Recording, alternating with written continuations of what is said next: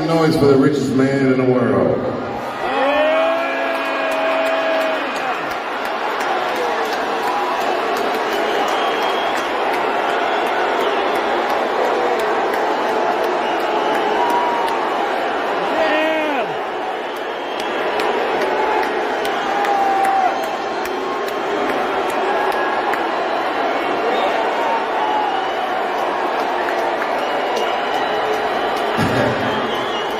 Cheers and booze, I see.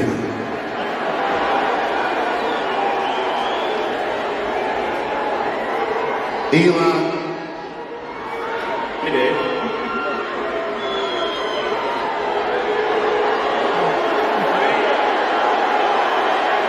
Controversy, buddy. Weren't expecting this, were you? It sounds like some of them people you fired are in the audience.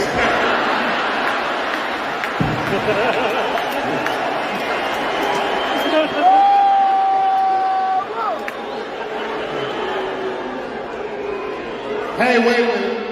Those of you booing.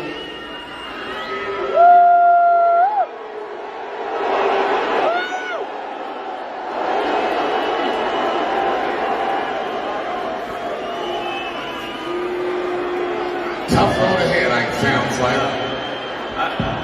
But you notice one thing, all those people are booing, and I'm just pointing out the obvious. You have terrible seats, and I understand. All coming from way up there, niggas, the last minute, non-planner niggas, boo, boo,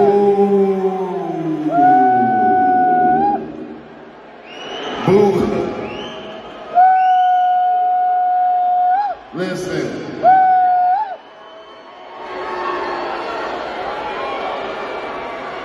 Whatever. Look, motherfucker. This nigga is not even trying to die on Earth. His whole business model is fuck Earth. I'm leaving anyway.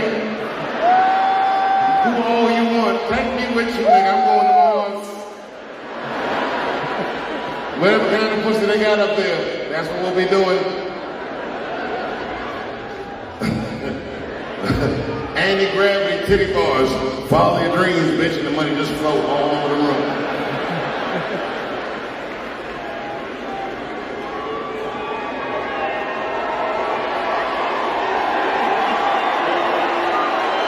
Thanks for having me on stage. Are you kidding? I wouldn't miss this opportunity. Yeah. The first comedy club on Mars. That should be mine. A deal's a deal, Musk.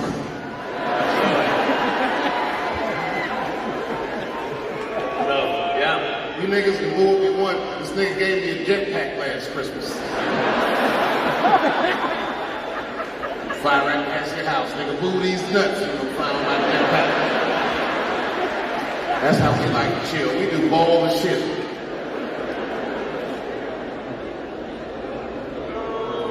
Dave, what should I say? Don't say nothing. Okay.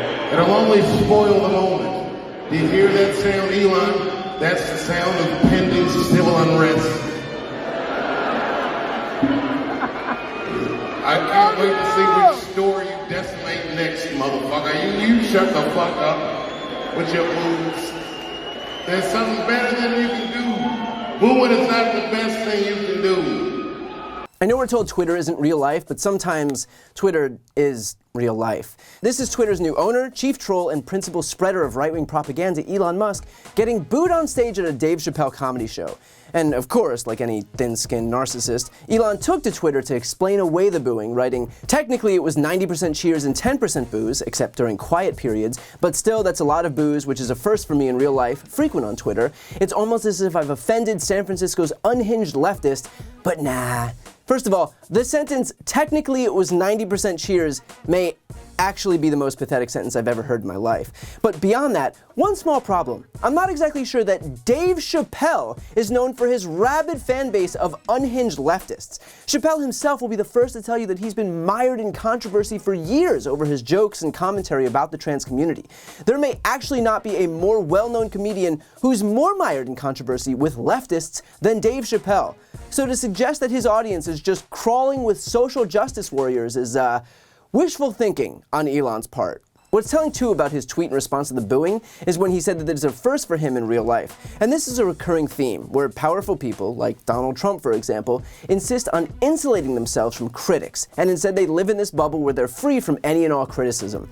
And when that bubble is punctured, because the person who created it needs some justification to explain away the disapproval, he'll just blame someone else. In this case, the San Francisco leftists, who somehow ended up at a Dave Chappelle show.